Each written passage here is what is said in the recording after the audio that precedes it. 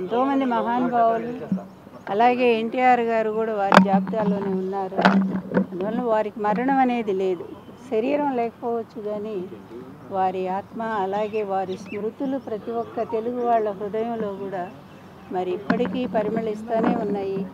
ఎన్టీఆర్ అనే 3 అక్షరాలు ఎంత బలమైనయో నిజంగానే ఏ పార్టీ వచ్చినా దేశంలో ప్రతి ఒక్కళ్ళు ఆయన పేరు స్మరించకుండా వాళ్ళ రాజకీయం జరగదనేది వాస్తవమైన విషయం.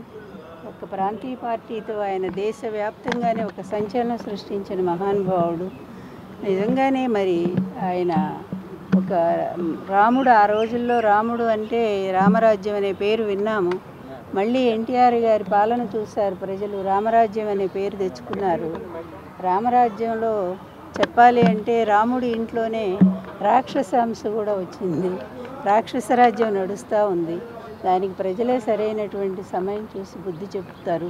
దాని గురించి మనం ఏం చెప్పలేము. కానీ ఒక్కటి వాస్తవం, రాముణ్ణి ఆనాడు రాముడు రావణాసురుని చంపేశాడు, కానీ ఈనాడు రాముణ్ణి రావణాసురుడు చంపేశాడు. అందువల్ల ఈ రాముడి పరిపాలనలో ఆ రాముడి ఇంట్లోనే రాక్షసాంశతో జన్మించిన వాళ్ళు, రాక్షసాంశతో ప్రవేశం మరి కలిగించుకున్నటువంటి వాళ్ళు, అడుగుపెట్టినటువంటి వాళ్ళు ఈరోజు ప్రజలను కూడా చాలా రకాల ఇబ్బంది పెడుతూ ఉన్నారు. ఒక రాక్షస పాలన జాగుతూ ఉంది. దానికి తొందరలోనే తప్పనిసరిగా ఒక నిష్కృతి వస్తుందనేది మాత్రం చూస్తూ ఉన్నాము. నా దైవం, నా భర్త నందమూరి తారక రామారావు గారి దివ్యమైన ఆత్మ వారికి సరైన సమయంలో తగిన విధంగా బుద్ధి చెప్తుందని చెప్పి నేను ఆశిస్తున్నాను.